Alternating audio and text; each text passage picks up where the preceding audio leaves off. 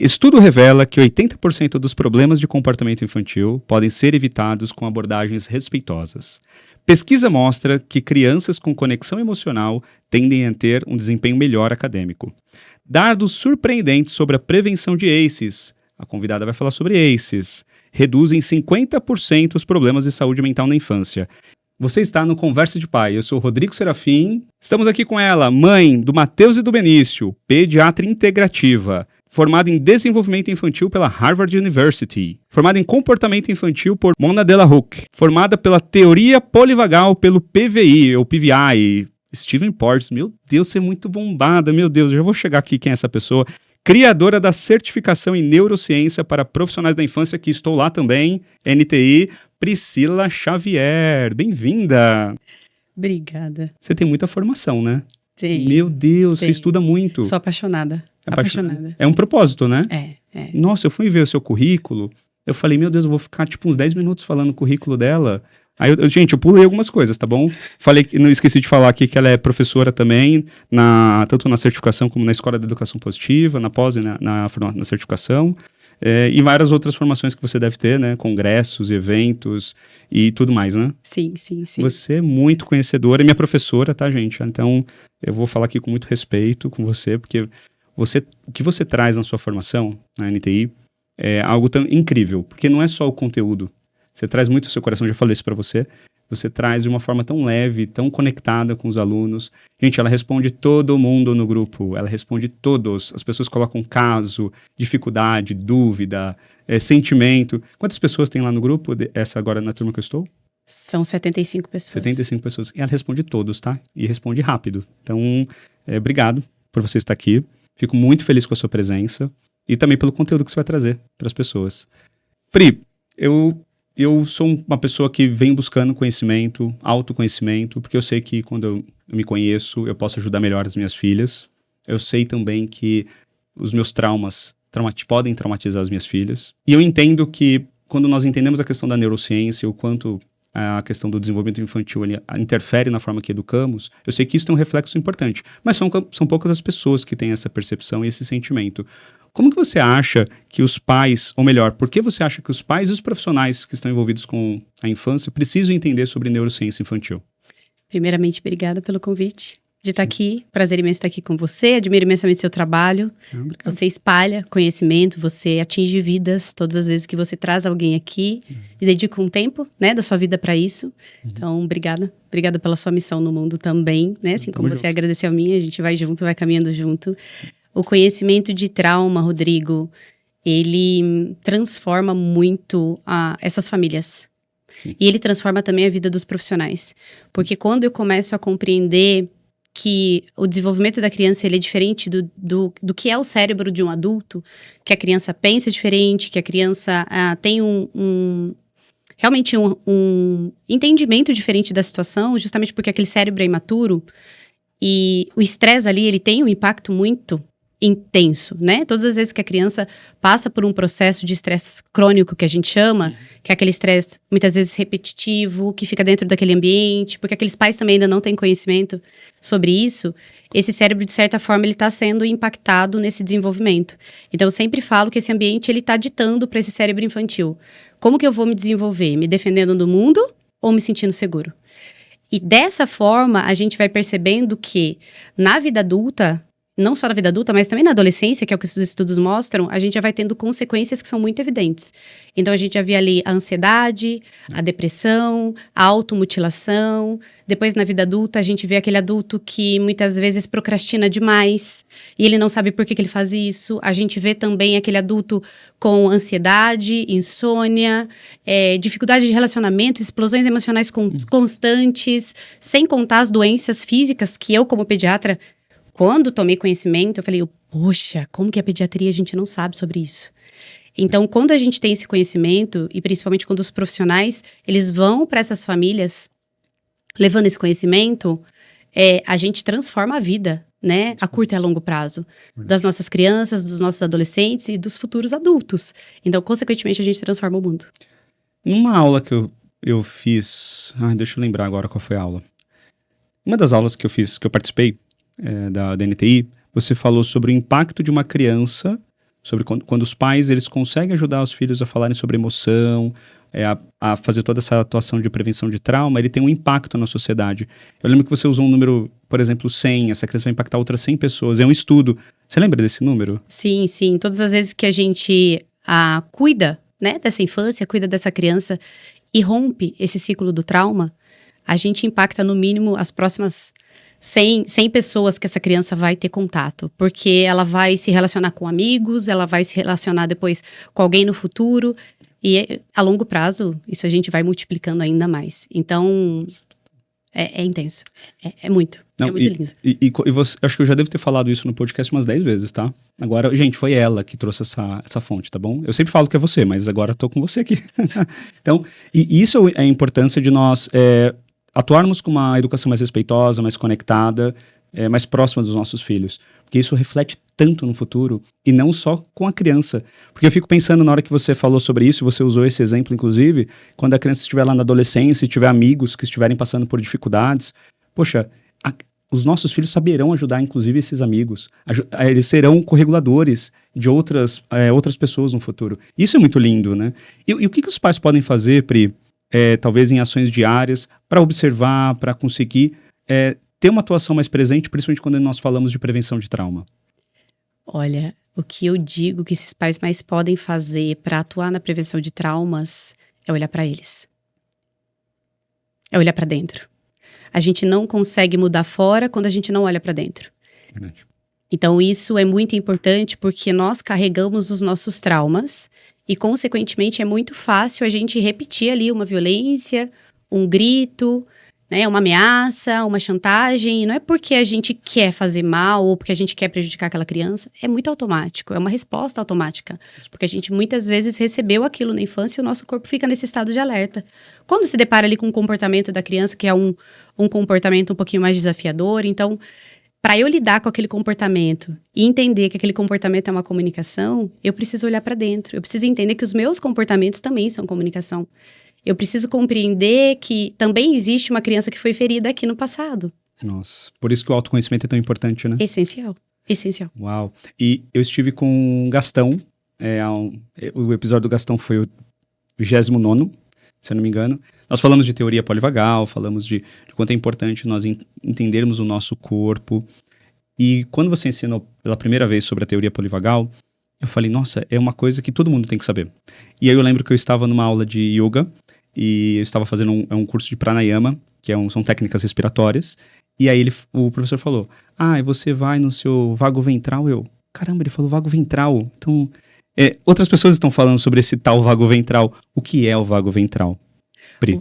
O vago ventral é o nosso nervo da segurança, eu posso dizer, né? Ali no nosso sistema nervoso, a gente tem o sistema nervoso simpático, o sistema nervoso parasimpático, e eles se movimentam o tempo todo. A gente fica nesse movimento, né? Entre o nosso estado de ativação, o nosso estado de descanso, hipoativação, o nosso estado de regeneração. E o nervo vago, ele veio através da teoria polivagal. Steven Porges que trouxe pra gente, ele estuda há mais de 70 anos a teoria polivagal. E quando ele trouxe o nervo vago como o nervo da segurança. Então, ele quis mostrar para nós, né, ele veio através de pesquisas mostrando que não existe só o acelerador, que é o simpático, e o pé no freio, que é o parasimpático. Existe ali um nervo que traz pra gente esse estado de segurança, que vai ali no coração, desacelera aquele batimento e diz, olha, tá tudo bem, você tá seguro. Então, é o nosso nervo da segurança, é o nosso nervo do engajamento social, quando eu estou engajada, igual a gente tá aqui, olho no olho, o tom da voz, a sua expressão facial, a sua expressão corporal, tudo isso está mostrando para o outro um estado de segurança. Então, ele vem justamente para ativar o estado de segurança interno de um indivíduo, porque segurança, ela não é só externa, ela é interna também, e a gente precisa falar sobre esse estado de segurança interna, porque muitas vezes, do lado de fora, tá seguro, mas do lado de dentro, não. Isso é muito individual e único, porque se eu cresço num ambiente onde, na maior parte das vezes, eu precisei ficar no meu estado de luta ou fuga, que é o sistema nervoso simpático, lá na minha vida adulta, eu predominantemente vou ficar lá também. Mais acelerada, mais agitada, muito mais agressiva, reativa, que é o simpático. Mas se predominantemente na infância eu fiquei num ambiente seguro, né, predominantemente, porque a gente faz esse movimento do nosso sistema nervoso, mas predominei nesse estado de segurança, porque eu tinha um adulto que me trazia para ele, através da voz, de toda essa comunicação. Lá na minha vida adulta, eu tenho uma facilidade muito maior de voltar para esse lugar, que eu falo que é o nosso vago ventral, a nossa casinha da segurança, e viver a vida no presente. Estar conectado comigo e, consequentemente, estar conectado com o outro. E isso é resiliência. Todas as vezes que a gente volta para o vago ventral, que é o estado de segurança, a gente tem um corpo que entende, poxa, eu estou seguro, então eu não preciso estar aqui com cortisol sendo produzido, eu não preciso estar em estado acelerado. Ali no meu vago ventral eu tenho regeneração celular, eu tenho uma replicação celular adequada, eu tenho o meu sistema imune funcionando de forma equilibrada. É o caminho da cura, é o caminho da regeneração. Uau, dá pra fazer muita coisa então. Muito. Tá vendo como é importante o autoconhecimento? E como que eu descubro esse vago ventral? Se conhecendo, né? Se conhecendo, sentindo. Porque, infelizmente, né, Rodrigo, quando a gente olha para os padrões educacionais, a gente começa a compreender que, infelizmente, na maior parte das vezes, quando a gente precisava voltar para a segurança na infância, a gente não voltou. Muitas vezes a gente permaneceu ali ou no nosso sistema de ativação, ou a gente foi para o nosso sistema de congelamento, que é a dissociação para economizar energia. Tava gastando ali muita energia, o corpo falou, cara, não dá mais, chega, né? Congela, dissocia, porque você precisa sobreviver. E aí, quando a gente olha para esses padrões de educação, que é um padrão de educação, infelizmente, ainda muito, né, ultrapassado, que não evolui de acordo com a ciência evolui, mas o padrão de educação não, o sistema educacional não, a gente se depara com um sistema educacional que, quando a criança está navegando nas suas emoções, vem um adulto e diz para ela, para de chorar, senão você vai ficar sozinho. Vira as costas para essa criança, grita com essa criança, ameaça essa criança, chantageia essa criança. Então, ao invés da criança vir para o vago ventral, que é a segurança, essa criança ou permanece no simpático, e ali os comportamentos começam a ficar ainda mais intensos e desafiadores, ou ela vai para o estado de dissociação e de congelamento e acaba se apagando, desistindo de si mesma, né? Justamente para pertencer, porque pertencer para ela é muito importante naquele ambiente. Não, total. E você está trazendo a questão da educação, e aí na minha visão, o modelo tradicional, inclusive de ensino, quando a gente traz isso para a escola, versus o modelo de educação respeitoso, ele tem uma diferença muito grande. Né? A gente já falamos aqui, né? Das 100 crianças que serão impactadas, 100 pessoas que poderão ser impactadas, acessar áreas do nosso corpo, do nosso sentimento. Porque eu, por exemplo, não aprendi a sentir. Você aprendeu a sentir? Não. Ó, isso aqui que você está sentindo é raiva, nomear as emoções, entender que existe um ponto de equilíbrio, e esse ponto de equilíbrio, eu tenho alguns processos para alcançá-lo, então pode ser através de uma respiração, pode ser através de várias outras técnicas que eu vou pedir para você falar daqui a pouquinho, como é que a gente consegue acionar essas técnicas para que a gente consiga se regular e com isso ajudar os nossos filhos. Mas aí eu tenho uma outra visão, Pri. Além da instituição em si, tem as pessoas que estão dentro da instituição. Os professores, os profissionais, os funcionários. Então, todos precisam estar muito bem conectados também com essas filosofias, porque não adianta a escola falar que ela entrega ou que ela é respeitosa, sendo que os professores estão em sofrimento, estão esgotados, estão estressados. Quando eu converso com as pessoas que são da área escolar, eles falam, puxa, os professores estão esgotados. Eu gravei um podcast com a Paula Carvalho, amiga nossa, de formação, né, da educação positiva. E a Paula, inclusive, nós fizemos uma live com ela para falar sobre a conexão com a natureza e tudo mais, que ela é muito conectada. E nós falamos sobre essa questão da escola, sobre quanto os professores eles estão desgastados com relação a tudo todas as demandas, porque também existem os pais que querem simplesmente terceirizar essa educação, essa responsabilidade para a escola. Aí vai lá os professores e recebem. Como que você vê a preparação dessas escolas dentro desse seu universo que você já está há muito tempo, né, falando sobre tudo isso que você fala? Como que você vê as escolas se movimentando e para uma educação mais respeitosa? É essencial esse movimento, mas é um movimento que acontece pouco, ainda muito pouco. São raras as escolas que estão se movimentando. Tem tido uma procura maior dentro do Instituto Trauma Care, o ITC. A gente tem escolas que estão procurando, principalmente para buscar realmente a formação de professores no sistema Traumiforme, de professores e profissionais que entendam sobre isso, sobre esse conhecimento, sobre essa informação, do estado de regulação, do estado de segurança que eles precisam conquistar dentro deles para conseguir trazer essas crianças para esse estado. Ainda é um movimento que começou a acontecer. eu aplaudo imensamente, eu agradeço imensamente quando eu vejo escolas como a Colegare tomando essa frente nesse movimento, porque é essencial. A gente não pode ir para os professores, Rodrigo, eu acho que isso é uma falha muito grande que muitos de nós às vezes comete, nessa ânsia de ajudar as crianças, a gente acaba muitas vezes indo para os professores e até para os pais com muita informação teórica, mas a gente se esquece que ali também existem traumas. Né? Traumas de desenvolvimento, traumas complexos que esse indivíduo passou. Então, a gente precisa praticar muita empatia por esses profissionais e por essas famílias. Então, a gente não pode ir ali apontando o dedo, julgando, condenando, a gente precisa ir ali estendendo as mãos. Né? E até uma frase que eu usei no congresso que eu acabei de participar, que a gente não ajuda uma criança quando a gente solta a mão daquele cuidador.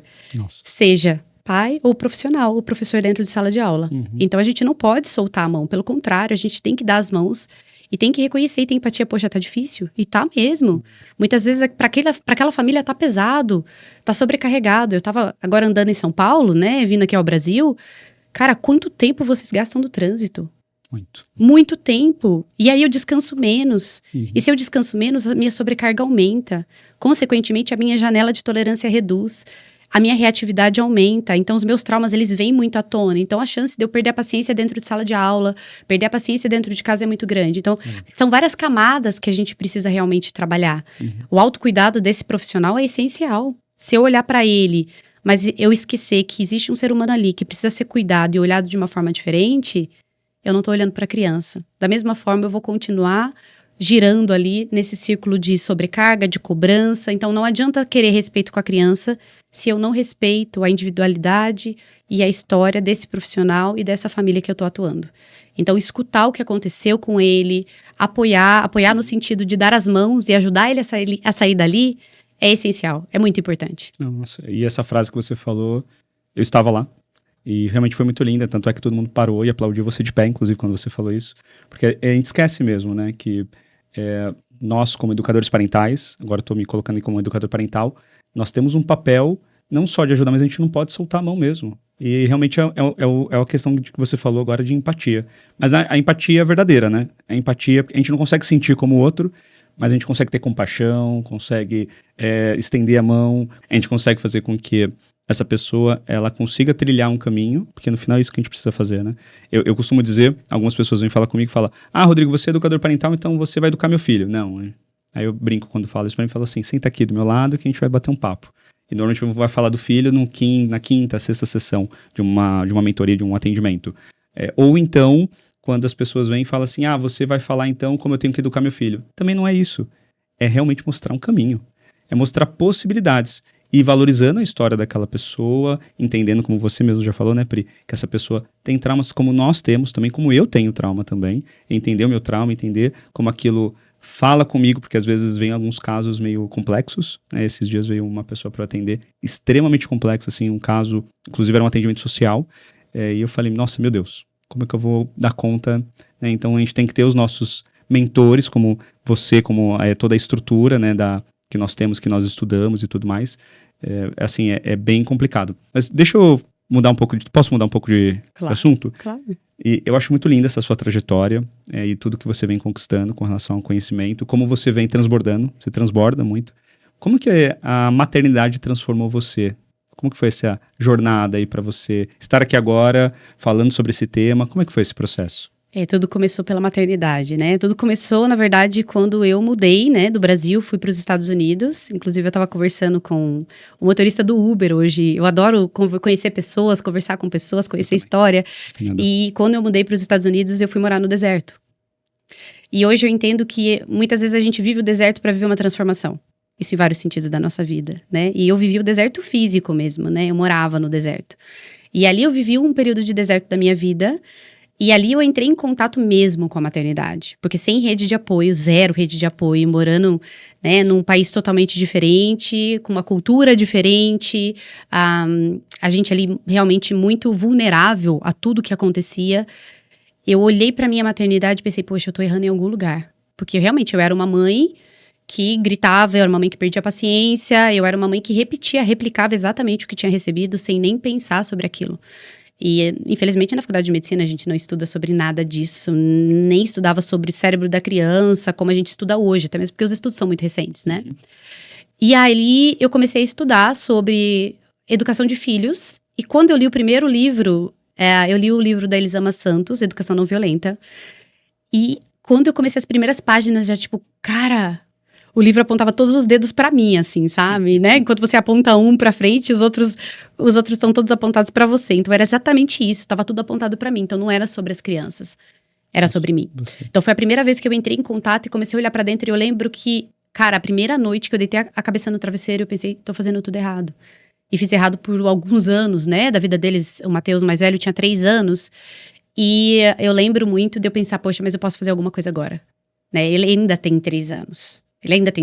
Então, de agora em diante, eu vou escolher fazer diferente. E foi aí que eu mergulhei no conhecimento e eu conheci sobre trauma na infância. Quando eu conheci, eu falei, poxa, como assim, como médica, eu não atuei com essas crianças de um lugar diferente que eu poderia ter atuado? Então, foi como se fosse uma missão mesmo, mas como se fosse uma sensação de eu preciso voltar e corrigir aquilo que eu não fiz.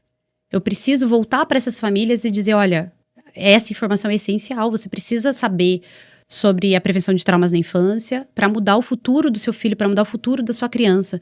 Você precisa entender que esse comportamento e até mesmo queixas físicas que as crianças trazem dentro de consultório, se você olha para o ambiente, é um ambiente de estresse, imunidade baixa, né? Aquela criança que adoece sempre. Se eu investigasse na época um pouco mais sobre esse ambiente, eu chegaria à conclusão que, opa, tem muito estresse tóxico acontecendo ali. Então, eu fui com essa sede total. Então, eu comecei a mergulhar no mundo do trauma. E é apaixonante, né, Rodrigo? A gente, quando começa a estudar trauma, a gente não para mais. Não para. Porque realmente muda a nossa vida, né? Muda a vida dos nossos filhos. Hoje mesmo eu tava conversando com esse motorista do Uber e ele tava falando... E ali eu cheguei à conclusão que é muito interessante a gente perceber que o trauma realmente ele é esse ciclo transgeracional. Porque ele disse pra mim, eu vou trazer a história dele porque eu acho que não foi acaso, né? Que eu peguei com ele, exatamente, depois eu vim aqui pro seu podcast. Ele falou que ele voltou de um outro país, ele é jogador de futebol, voltou de um outro país justamente porque o filho de 5 anos estava adoecendo muito. E ali eu já achei a visão dele diferente, né? Legal. Eu já olhei pra aquilo e falei, nossa, esse menino tem uma visão diferenciada. Novo, 20 e poucos anos. E aí eu comecei a conversar com ele e tudo mais, e ele falou algo pra mim que foi muito impactante. Ele falou, eu nunca gritei com meu filho, eu nunca bati no meu filho, mas a minha mãe também nunca gritou comigo e nunca bateu em mim. Nossa. Então, pra ele, o natural é não gritar e não bater, porque ninguém nunca gritou e nunca bateu nele. E ele fala que às vezes ele entra um pouquinho ali nessa discussão com a esposa dele, justamente porque, né, foram educações um pouco diferentes um do outro, mas que pra ele o natural realmente é o diálogo, é a conversa. E é raro, né, a gente encontrar pessoas 20, 30 anos que sigam esse olhar, justamente porque a gente veio, na maioria das vezes, de uma educação um pouquinho mais rígida. Então é muito interessante a gente voltar o olhar para o que a gente recebeu. E eu fui a pessoa que recebeu realmente uma educação mais rígida, mas a minha mãe é a pessoa que hoje diz, eu queria ter recebido a informação que hoje vocês passam. Porque eu não tinha acesso. Eu teria feito diferente com você. Eu te dei o que tinha, né? Exatamente. Eu olho pra ela e eu falo, mãe, eu sei que você teria feito. E é bonito a gente perceber que a gente tem essa chance, que a gente tem essa oportunidade. Todos nós temos que conhecer um pouquinho mais de trauma. Concordo. E ele falou pra mim, nossa, que bonito, né? Você falar sobre isso, porque você tá trazendo informações que vão mudar a minha vida com meu filho e tudo mais. E eu falei pra ele, você também muda a vida das pessoas. Porque você dirige um carro, várias pessoas entram no seu carro todos os dias. E você muda a vida das pessoas pelo bom dia que você dá, pela conversa que você tem, pela forma como você trata o mundo de alguém. A gente tem esse poder como seres humanos de mudar o tempo todo o mundo de alguém. No bom dia que você fala, no boa tarde, na forma como você lida com as pessoas. Então não sou só eu, você também tá nessa parte de ser luz na vida de alguém. E aí ele se emocionou um pouco e falou, poxa, é verdade. Agora pensando nas pessoas que eu já transportei no meu carro, é exatamente sobre isso. Eu costumo dizer que quando nós temos a luz, nós temos que iluminar. Não que adianta ter a luz e se a gente não ilumina. Sim. Inclusive aqui, ser luz. Porque eu acredito muito nesse poder da transformação da pessoa, do mundo da pessoa. Você falou muito bem. Eu sempre tive isso na minha cabeça. Eu quero transformar o mundo, eu quero transformar o mundo. Aí uma vez a minha esposa falou, uma vida de cada vez. É isso. Uma vida de cada vez. Você está transformando o mundo. né? Então, e foi numa experiência, para mim, complexa, onde eu estava montando um evento, eu tinha acabado de montar um evento, tinha ido mais de 70 pessoas, e no mês seguinte eu fiz um evento menor, já tinha esperado, tinha lá 15 pessoas confirmadas, 20, e estava ótimo, e foram só 2 pessoas. Eu fiquei arrasado. Fiquei arrasado porque, na minha cabeça, naquele momento, ainda eu estava buscando a quantidade. Aí minha esposa falou, se você mudou a vida de uma pessoa que está aqui agora, você já transformou. Seu propósito, ele aconteceu. Então, muitas das vezes, isso que você fez agora no Uber, você iluminou. E espero que ele possa iluminar muitas outras pessoas com essa luz que você entregou para ele. Que bonito isso. Deixa eu fazer um comentário sobre experiências adversas na infância. É um tema que eu me surpreendi quando eu vi a primeira vez, que são as experiências que nós passamos, os nossos filhos passam, e tem uma lista lá, né? A gente não precisa entrar nos detalhes aqui, mas acho que todo mundo tinha que conhecer aquilo. Todo mundo. Acho que era uma obrigação de qualquer pai, qualquer pai não, qualquer pessoa, porque ali a gente não fala só sobre paternidade ou maternidade, a gente fala sobre relações pessoais, inclusive, interpessoais e pessoais. E aí eu fiquei pensando, falei, como que a gente faz isso chegar pro mundo inteiro? Eu sei que você fala bastante sobre isso no seu Instagram. Pode falar um pouquinho sobre os ACEs e o quanto isso afeta, inclusive, a saúde das crianças e das pessoas, a nossa saúde, né? Eu tossindo aqui agora, então... Bom. Então, o termo ACEs vem de Adverse Childhood Experiences, que é as experiências adversas da infância. E quem fez as publicações em primeira mão nos Estados Unidos foi um médico que faz medicina preventiva, né? Que foi o Dr. Vicente Felitti. E depois ele encontrou no caminho dele o epidemiologista Anda, que é do CDC, Centro de Controle de Doenças dos Estados Unidos. E juntos, em 1995, eles publicaram uma grande pesquisa. E essa grande pesquisa revelou que essas experiências adversas da infância, incluindo ali negligência, abuso verbal, né? Gritos, você humilhar uma criança, você ficar ameaçando, chantageando uma criança, porque a gente precisa olhar para essas experiências adversas como esse estresse que a criança vai vivenciando dentro desse ambiente onde deveria ser segurança. A negligência, mas não só a negligência física, a gente precisa lembrar da negligência emocional, né? O que é negligência emocional? A criança precisa de acolhimento no momento que ela chora, e não de isolamento, e não de um grito ou uma punição, né? Ela precisa realmente de ajuda para lidar com aquele corpinho que está ali repleto de cortisol. Ela precisa se sentir segura. E ela só consegue isso através do acolhimento de um adulto. Se eu não forneço isso, eu tô sendo negligente emocionalmente. Aí tem as questões em relação a esse ambiente também, então divórcio dos pais, há muitas brigas e discussões do casal dentro de casa, encarceramento, né, se um dos pais foi preso, a doença mental de um dos pais, uso de medicação, uso de drogas, de álcool. Então são várias experiências que boa parte de nós vivenciou, então eles colocaram essas experiências em 10 perguntas, e dessas 10 perguntas, adultos responderam. E esses adultos eram adultos de várias classes sociais. Então, eles pegaram desde adultos da periferia, quanto pessoas de alto padrão social, que foram respondendo essas questões. E ali, eles concluíram que quanto maior a pontuação em relação a essas experiências, as categorias de experiências que eles tinham vivido, maior era a chance de doenças mentais, depressão, ansiedade, aumento de suicídio, mas também de doenças físicas. Então, doenças autoimunes, doença cardiovascular, câncer, diabetes, obesidade. 6 ou mais experiências adversas da infância reduz 20 anos da expectativa de vida. Loucura isso. 20 anos. Meu Deus. De 10 das principais causas de morte nos Estados Unidos, 5 estão relacionadas com experiências adversas da infância. Uau. Então, é intenso, é muito. Se a gente olhar para a pontuação de experiências adversas da infância, com um olhar mais delicado, um olhar mais, como eu posso dizer, um olhar mais, olhando mais para os detalhes mesmo em relação ao que experiências adversas da infância traz para a gente pode prevenir muitas doenças ao longo da vida, né? Tanto na adolescência quanto na vida adulta. Recentemente saiu um estudo, que é o último estudo em relação a experiências adversas da infância, publicado pelo CDC, e esse estudo, ele fez um estudo em relação à adolescência. O que as experiências adversas da infância impactou na adolescência? E é gritante o aumento de depressão na adolescência. É gritante o aumento de automutilação na adolescência. Pra gente que é profissional, a gente já entra mais em contato, a gente já atende essas famílias, a gente já sabe, né, Rodrigo? Na prática ali, atendendo as famílias, a gente já consegue perceber isso. Mas o estudo veio gritando realmente que isso tá acontecendo. Foi um estudo feito nos Estados Unidos. Se eu não me engano, se eu não estou enganada, porque esse estudo é bem recente, foram mais de 12 mil adolescentes investigados e eles trouxeram exatamente esses resultados na adolescência. Ou seja, não é só na vida adulta, não é só longo prazo. Na adolescência também a gente já vê um impacto imenso. E a gente vê, infelizmente, os adolescentes neste lugar, né? Se a gente olha para a adolescência hoje, a gente já vê muitos adolescentes que vêm de uma educação rígida adoecendo. E um comentário de... algumas pessoas perguntam, né? Eu já vi alguns posts, já vi algumas matérias. A adolescência está do jeito que está hoje porque os pais são muito permissivos. Aí eu já vi pessoas conectando, inclusive, com as novas teorias de educação, seja disciplina positiva, seja educação positiva, ou o que seja, mas falando que a adolescência está hoje onde está por conta dessa permissividade. Aí eu falei, cara, acho que não é isso. Acho que não é esse o caminho. Acho que as pessoas não estão entendendo. E agora você acabou de falar isso, né? O que você acha desses comentários? Eu acho que essa geração, né, dos nossos adolescentes de hoje, eles vivem, para mim, eles vivem um período mais crítico em relação a esse tempo disponível dos pais. É uma geração que, infelizmente, foi muito terceirizada, que é muito terceirizada, porque a gente trabalha muito. Nós somos uma geração de pais que mais trabalha.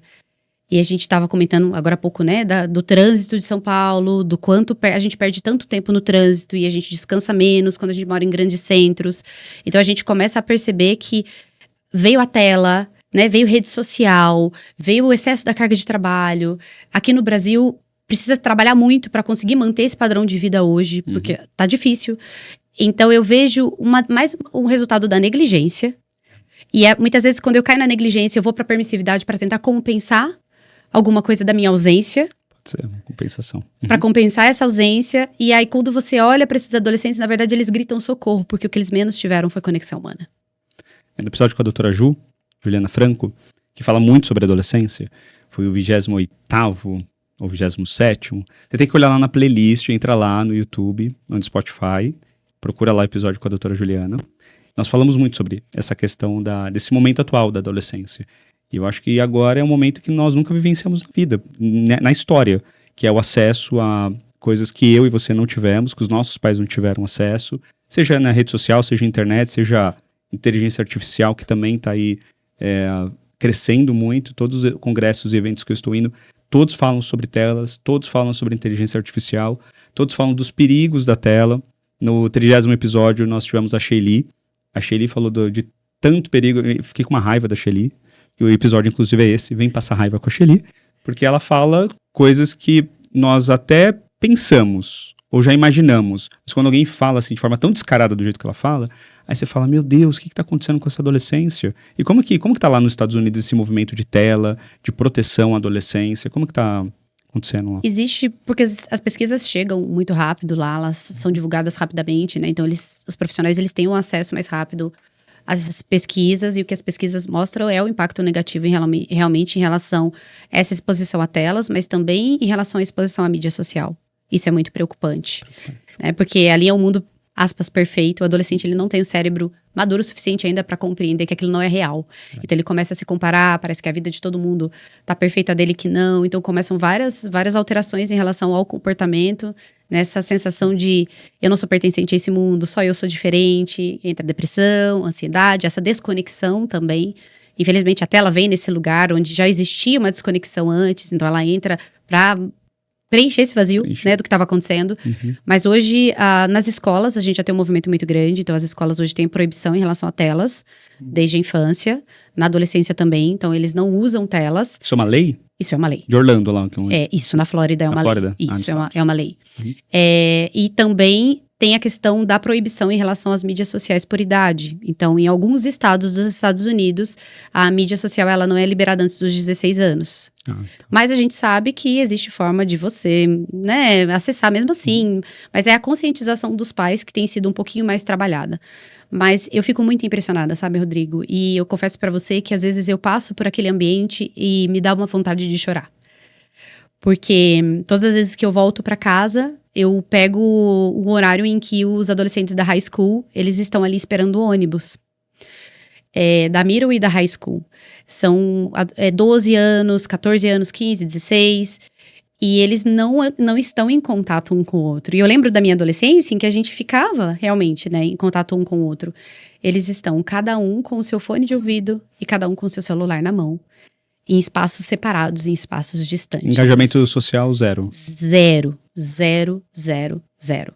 Então, o universo deles, o mundo deles hoje é a tela. Então, eu passo por aquele ambiente e falo, poxa vida, cadê o relacionamento? Cadê a conexão?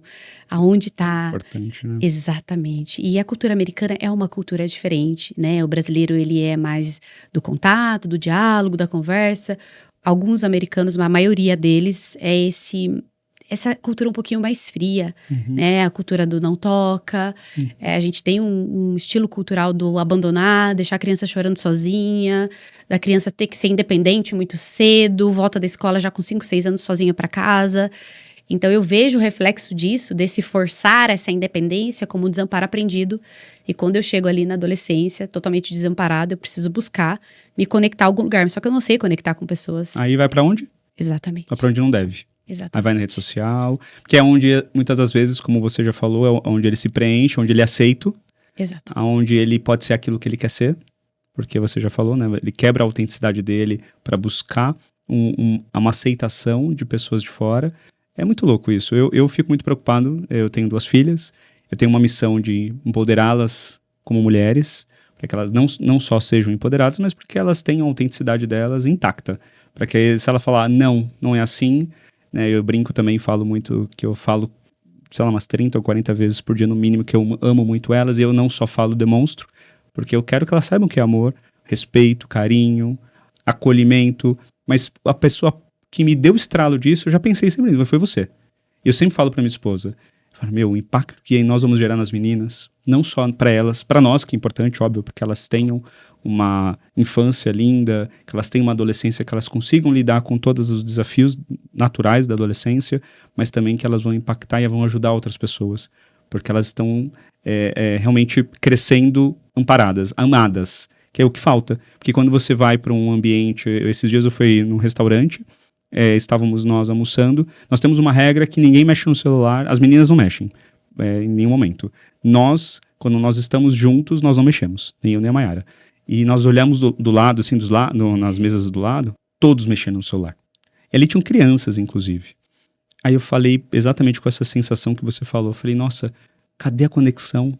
Cadê a conversa? Cadê a risada? Cadê vamos brincar aqui, vamos pertencer aqui um ambiente do outro. E eu brinco muito com a Ana, eu não pergunto pra Ana como foi a escola. Eu pergunto qual foi a brincadeira que ela mais gostou. Eu pergunto dos amigos. E aí, fulano de tal foi na escola? Você brincou? E você brincou do quê, filha? E qual foi o momento mais divertido da escola? Há mais ou menos uns 3 anos quase, a Ana tinha 1 ano e meio, estava aprendendo a falar, nós instituímos uma regra. Uma regra mesmo. Era uma regra no começo e agora virou cultural nosso, de casa. Nós falamos qual foi o feliz e o triste. Todos os dias à noite. Inclusive, quando as meninas dormem fora de casa, na casa da minha sogra, ela faz a minha sogra falar. Ah, vou ter que falar o feliz e o triste. E a Clarinha já fala, né? Com 1 ano e 10 meses, ela fala feliz, tite. Que lindo. Então, eles já sabem aonde eles têm que buscar aquele momento feliz. Eles já sabem o que é felicidade. Então, eu falo, puxa, a gente nunca pode perder isso. Sim. A gente tem lá o nosso pote da gratidão. Por que a gente tem o pote da gratidão? Porque é tão bonito ver ela sendo grata. Agora a gente ganhou porque eu também ganhei, né?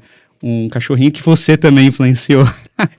Ó, meu amor, Mayara, foi ela que influenciou. Depois você conversa com ela. Mas assim, é tão bonito ver como já o reflexo já aconteceu dentro de casa. Eu já percebo a Ana diferente em algumas coisas muito pequenas. Eu sou muito observador, né? Então eu já comecei a perceber, por exemplo, a Clara no momento desafiador dela, a Ana sentou do meu lado e falou, Clarinha, você quer me dar a mão? Clarinha, quer que eu te abraço? Aí eu falei pra minha esposa, cara, e essas coisas acontecem de repente, mas a gente percebe que é tudo uma junção de vários fatores que foram acontecendo nessa nossa caminhada. Eu queria muito que você ajudasse os pais que estão em casa agora a se conectarem mais com seus filhos, ajudar a prevenir traumas. Quais são, se você tivesse que dar 3 conselhos, 3 dicas, 3 processos, 3 ferramentas, tô brincando. Vou corta essa parte da ferramenta, Rodrigo. Tô brincando. que você falaria para esses pais que estão nos assistindo agora, ouvindo? Eu falaria para eles sobre esse olhar para dentro, conhecer a própria história, reconhecer os próprios traumas, olhar o que para eles foi desafiador, o que diz sobre eles e não sobre aquela criança. Eu diria para eles ter, se possível, né? Porque a gente sabe que nem para todas as pessoas é acessível, mas ter um educador parental para chamar de seu. Porque o educador parental hoje ele faz uma grande transformação na vida das famílias. Grande. Assim, imensa. Imensa. Eu tenho visto, a gente tem a comunidade NTI com mais de 180 profissionais ali e é fantástico o trabalho que eles fazem com as famílias, sabe?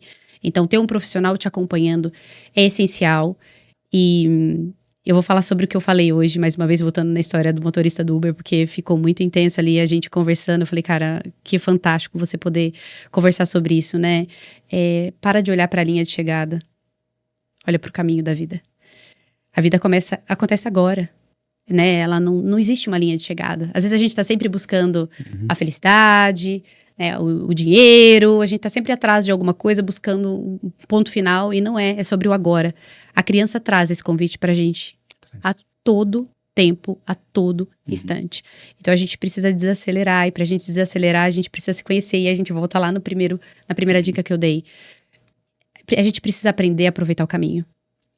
Aproveitar o caminho. Porque se a gente não aproveitar o caminho, a vida passou e a gente nem percebeu. A gente nem se deu conta.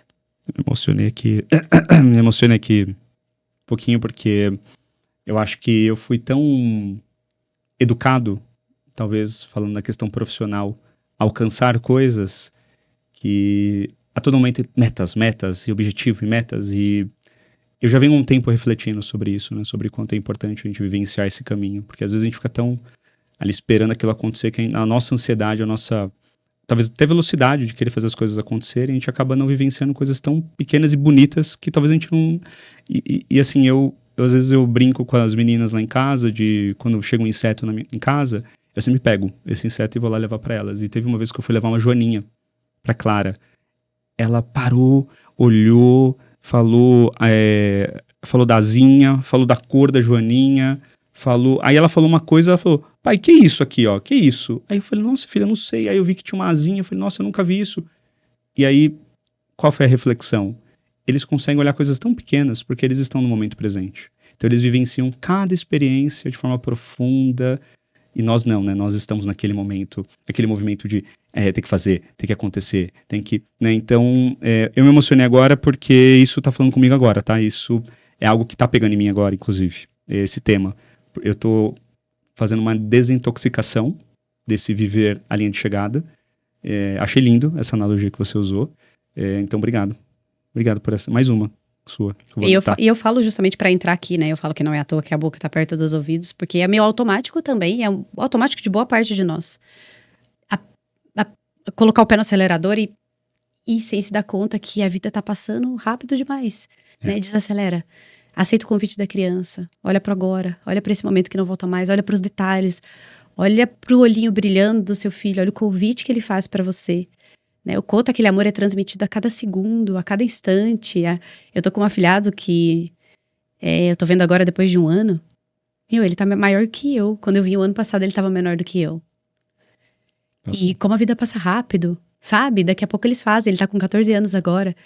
E é uma fase totalmente diferente, né? Antes era, Dinda, vamos brincar, quando ele era pequeno. E agora já é outra forma de conexão. Então, os nossos filhos vão crescer. E a infância é a fase mais importante da vida.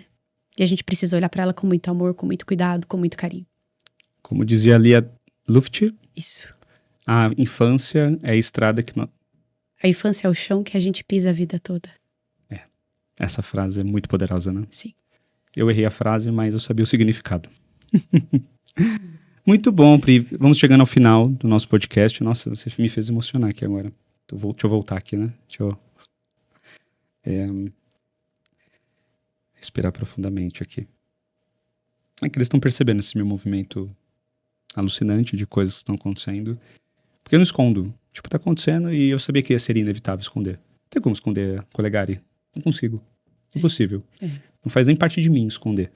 E aí eles falaram pra mim, poxa, acho que você tem que dar uma segurada. Aí tem uma menina, 21 anos, estagiária. O pai dela se suicidou há 3 anos. E aí ela falou que a primeira vez que ela não tá triste foi esse ano, porque ela se sentiu acolhida por nós, né? E ela falou... Aí pegou em mim muito, assim, ela falou, não deixa suas filhas perderem essa pessoa que você é. Perderem esse seu momento. E elas vão perder. Porque você tá muito... Aí eu falei, nossa, aí vem um caminho inteiro, 2 horas, acidente no Rodoanel, pra pensando em tudo isso. Aí você falou agora da linha de chegada, né? Então, de novo, o destino e as coisas do nada acontecendo. Obrigado por isso. Então vamos lá, para as 2 perguntas finais. Pri, como você muda o mundo hoje? Como eu mudo o mundo hoje? Essa pergunta, ela sempre foi assim. Se você pudesse mudar o mundo, como seria? E veio um cara aqui, totalmente fora da curva, Rafael da Sanko Family. Ele falou, como assim? Eu mudo o mundo. Aí eu falei, cara, você muda o mundo. Ele falou, eu mudo assim, assim, assim. Eu falei, então a partir de hoje, eu vou mudar a frase. A partir de hoje como você muda o mundo. Então, Pri, como você muda o mundo hoje? Hoje eu mudo o mundo levando essa minha missão, porque para mim eu considero uma missão. Levar o conhecimento sobre trauma na infância, sobre como a gente pode agir com a criança, trabalhando conexão, trabalhando mais amor, empatia. E eu vou ser muito sincera, Rodrigo, que para mim, e muitas pessoas falam isso, né? Nossa, você fala com o coração. Eu sinto uma conexão muito grande com a missão. É como se eu sempre tivesse nascido para isso, mas só depois que eu entrei em contato com a minha história, com os meus traumas, olhei para eles com muita compaixão, eu me conectei com a essência verdadeira. E aí veio tudo à tona, e vieram todo o crescimento que eu tive, todas as oportunidades, todas as portas abriram, e eu sou uma pessoa de muita fé. Então é como se Deus dissesse para mim, eu tirei você de dentro de um consultório de pediatria, porque eu queria que você atingisse muito mais pessoas do que você atingia. Então, hoje eu sinto realmente que muitas famílias são impactadas e não é através só de mim, porque eu tenho pessoas de muita luz que caminham comigo, que são os meus alunos, você é um deles, que espalham esse conhecimento, que eu levo com tanto carinho, que eu levo com tanto amor, e vocês espalham para tantas famílias, para tantas pessoas. Você está montando uma escola agora maravilhosa, vai impactar muitas famílias. E é sobre isso, é sobre você plantar e as pessoas irem germinando junto com você. A gente vai crescer, né? Nesse jardim. Sim. Da tia Pri. Isso aí. Da Propri. Não, é nítido o que você faz com o coração. Eu já te falei isso no começo. É muito nítido. Gente, quando a pessoa faz de forma genuína, a gente vê seus olhos brilhando. Quando você tá falando, quando você tá ensinando, quando você vê um caso, quando uma pessoa estende a mão para você ajudar de alguma forma, né? Então, como você veio aqui, como você estendeu sua mão também para mim, né? E vários outros amigos lá da sala também, todos falam de você. Eu lembro lá no congresso que você foi palestrar, na hora que te anunciaram, uma loucura, assim, as pessoas gritavam, por quê? As pessoas veem que você faz, quando veem que faz com amor, é meio, sabe, contagiante? Tipo, cara, essa energia, eu acredito muito em energia. E a sua energia é contagiante. E por ser tão contagiante, eu tenho certeza que você ajuda não só as pessoas, como você falou, você impacta milhões hoje de pessoas, é fato, mas tenho certeza que você impacta a sua casa. E o que é família para você? Família para mim é a união do coração entre pessoas. Na genuinidade, na vulnerabilidade, é o espaço mais seguro que a gente pode compartilhar com alguém. Família para mim são as pessoas que se unem porque existe um propósito nessa união, sabe? Um propósito gigante. E quando a construção de uma família acontece num espaço de segurança, essa família tem um poder muito grande de impactar o mundo. Não são só esses adultos, essas crianças que crescem e se desenvolvem nesse espaço de amor e de segurança, elas vão fazer muita diferença no mundo lá fora. Vão mesmo. Nossa, que lindo. Adorei. Eu tenho certeza disso. Tenho certeza que o Matheus e o Benício serão peças fundamentais no mundo para transformar. Já tem a mãe que transforma. Pri, muito bom falar com você. Muito bom se emocionar. Me emocionei aqui um pouquinho, né? Mas é bom, né? É legal a gente entrar em contato com as nossas emoções, coisas que estão ali dentro, né? Mas é muito bom sentir e poder saber que nós estamos, como você falou, no ambiente seguro, no nosso engajamento social aqui, num ambiente tão confortável que a gente fala aquilo que a gente está sentindo mesmo. E eu espero que você também tenha sentido essa energia, porque eu senti. Obrigado. Como as pessoas te acham nas redes sociais? As pessoas me acham através do Instituto Traumacare, institutotraumacare.com.br e também através do Instagram, doutora Priscila Xavier Pediatra.